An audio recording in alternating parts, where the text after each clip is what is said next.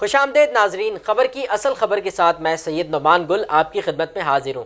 नाजरीन, police lines की security के अखराजात का मलबा थानेदारों पर गिर गया है। आज के प्रोग्राम में इसी हवाले से गुफ्तगू करेंगे। हमारे साथ मौजूद होते हैं सीनियर सहाफ़ी समीर कुरैशी। समीर साहब अस्सलाम वालेकुम। वालेकुम अस्सलाम। समीर साहब, ये जो पुलिस लाइंस को सिक्योरिटी खदशात हैं, इसके हवाले से जो पुलिस के आला अफसरान हैं उन्होंने क्या हिकमत अमली बनाई है? जी देखें, केपीओ के ऊपर जो हमला हुआ था, उस हमले के बाद पुलिस और सिंध हुकूमत जो है वो जाग गई है, जिसे हम कह लें कि जाग गई है। तो पुलिस लाइंस पर भी लाजमी है, पुलिस अफसरान की फैमिलीज़ रहती हैं, पुलिस एहलकारों की फैमिलीज़ रहती हैं, तो उनकी सिक्योरिटी भी लाजमी जो है वो करनी है।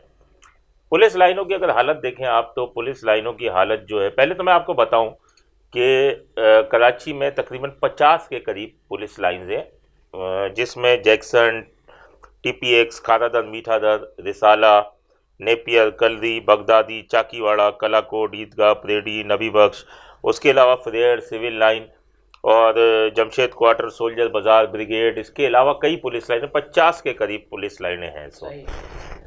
अब उनकी हालत ज़्यादा आप देखें तो गेट है नहीं, उनके दीवारें टूटी हुई हैं या छोटी छोटी दीवारें हैं। तो अब इन सब की सिक्योरिटी को सेट करना है। अब इसका सारा मलबा जो हमारे ज़राए बताते हैं कि वो सारा मलबा जो है वो एसएचओस पे गिरा है। अब जिन एसएचओस की हुदूद में लाइनें हैं वो ये सही करवाएंगे, गेट लगवाएंगे, दीवारें ऊंची करवाएंगे। अंदर मसाजिद भी हैं तो मसाजिद को भी सिक्योरिटी देनी है, सीसीटीवी कैमरे लगवाएंगे और खारदार तारें लगवाएंगे। तो इस तरीके के इकदाम करने हैं ताकि सिक्योरिटी सख्त हो सके। अब बात यह है कि ये तमाम चीज़ें स्टेट एंड मैनेजमेंट डिपार्टमेंट के हाथ में।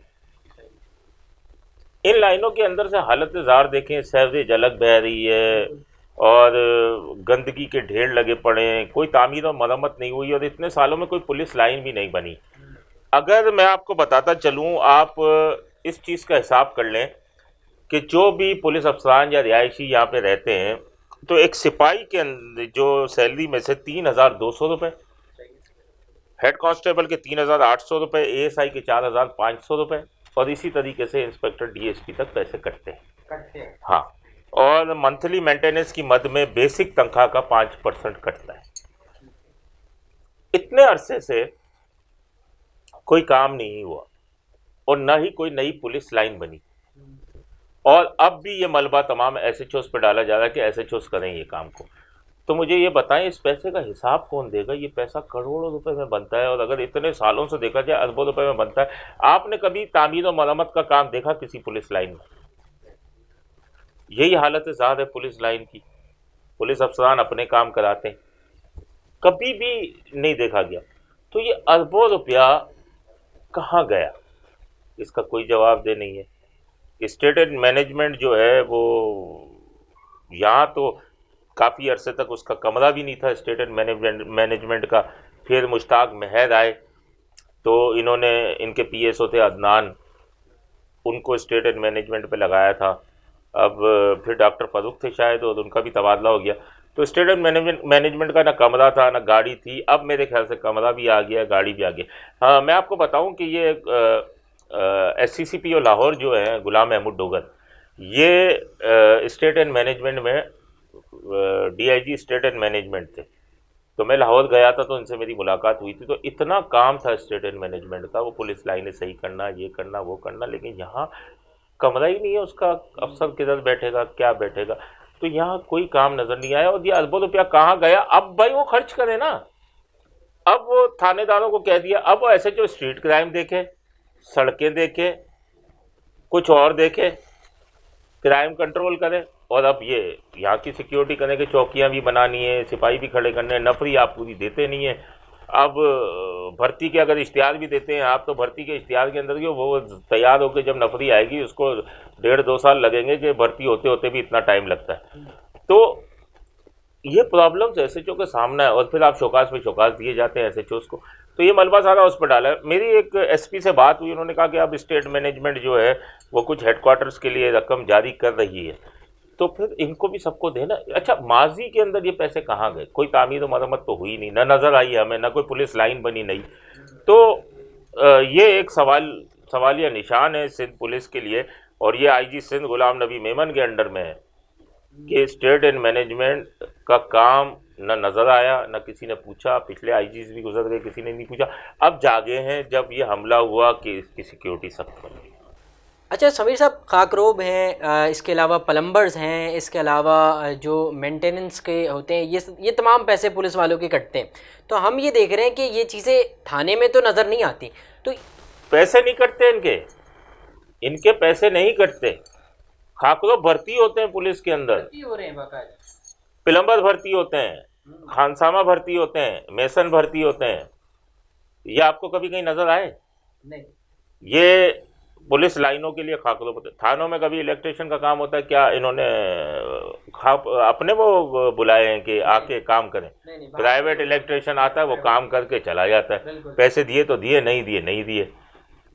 आपके खाकरोब थाने के अंदर साबिक एडिशनल आईजी कराची अमीर शेख थे, वो दौरे करते थे, सफाई सुथराई पे सस्पेंड किया, ये किया वो किया। गुलाम नबी मेमन ने भी यही किया। अरे भाई ये बताए ना कि आपने इन्हें दिए खाकरोब, इतने खाकरोब भर्ती हुए कहाँ हैं? बिल्कुल, प्लम्बर भी भर्ती हुए हैं। प्लम्बर भर्ती हुए कहाँ हैं?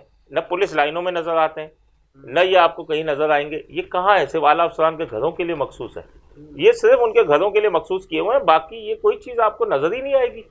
अच्छा समीर साहब, अब मैं मलीर के हवाले से जानना चाहूँगा कि मलीर में बड़ा सुनने में आ रहा है उखाड़ पड़ाव चल रहा है, सूरत हाल क्या है मलीर की इस वक्त? देखिए, मलीर का आप ही ने मेरे साथ प्रोग्राम किया था। मलीर की एक कहानी है कि एसएसपी मलीर थे इरफान बहादुर, और हलीम आदिल शेख के भाई के घर वो भाई के दुकान के ऊपर वारदात हो गई थी।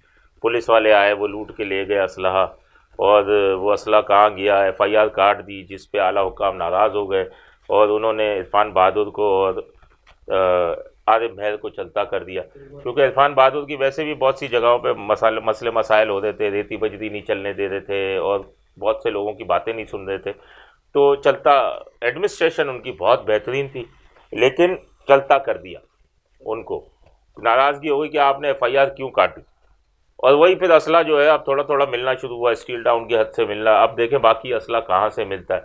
उसके बाद इस दौड़ में कई लोग शामिल थे एसएसपी मलीर लगने की। एसएसपी वेस्ट फैसल बशीर मेमन शामिल थे, फिर साजिद सिद्दीकी जो एसएसपी कोरंगी है वो शामिल थे, एसएसपी शाहजहान खान शामिल थे, फिर अचानक एसएसपी हसन सरदार जो हैं वो खुशी से निहाल हो गए कि उनकी पोस्टिंग हो गई। यानी वो खुशी से निहाल हो गए कि उनकी पोस्टिंग हो गई। अब वो आए हैं, बैठे हैं सीट के ऊपर, बहुत अच्छे अफसर हैं। अब आते ही इन्होंने डंडा तो बड़ा सख्त उठाया है, उखाड़ पछाड़ जो शुरू की है उससे मलीर पुलिस में हलचल मच गई है। इन्होंने आते ही पहले अपने रीडर को हटा दिया और उसकी जगह परियल को रीडर लगाया है, और डीआईबी इंचार्ज जो नूर शेख था, तकरीबन कोई 10-11 साल से वहाँ तैनात था, राव अनवार के दौर में तैनात हुआ था ये, और इसको किसी ने भी नहीं हटाया। अब इन्होंने हटाया। उसके बाद नूर शेख के बारे में ये भी पता चला कि शराब के जितने भी मलीर में स्टोर थे, ठेका इनके पास था, शराब के स्टोर के पैसे इनके पास आते थे। तो अब देखें कौन लेता है। आएंगे तो सही पैसे, लेकिन अब डीआईबी इंचार्ज चेंज हो गया। उसके बाद आज एडिशनल आईजी कराची जो हैं जावेद ओडो ने 2 डीएसपी भी हटा दिए। Ishtiaq Ghauri DSP complaint cell और डीएसपी सिक्योरिटी थे अली हसन, इन दोनों को भी हटा दिया आज। यानी अब ऐसा मालूम होता है कि इरफान बहादुर के जो लोग थे वो सब हटना शुरू हो गए। इसमें बहुत से ऐसे लोग भी थे जिन पे कंप्लेंट्स थी और हसन सरदार ने सही का डंडा उठाया और मज़ीद डंडा उठाएंगे। अब सुना है रेती बजरी भी शुरू हो गई है वहाँ पर चलना, लेकिन अब इस रेती बजरी के लिए भी कुछ ना कुछ तो हसन सरदार करेंगे। मैं जानता हूँ उनको पर्सनल तौर पे भी, अच्छे अफसर हैं, और देखें मज़ीद कितनी उखाड़ पछाड़ करते हैं। और क्या क्या चीज़ें बंद करवाते हैं मलीर में, क्योंकि मलीर एक सोना उगलने वाला ज़िला है, और सिर्फ सोना उगलने वाला सिर्फ ज़िले तक नहीं, नीचे से ऊपर तक और कई ऊपर तक ये सोना पहुंचता है। ठीक है, बहुत बहुत शुक्रिया समीर साहब, हमारे साथ मौजूद थे। नाजरीन, मलीर के हवाले से जो भी सूरत हाल होगी हम आपके सामने लाते रहेंगे। अपने मेज़बान सैयद नुमान गुल को खबर की असल खबर से इजाज़त दीजिए। इंशाअल्लाह ज़िंदगी रही, सेहत रही, आपकी खिदमत में फिर आएंगे। तब तक के लिए अल्लाह निगहबान। Z110 न्यूज़, खबर की असल खबर।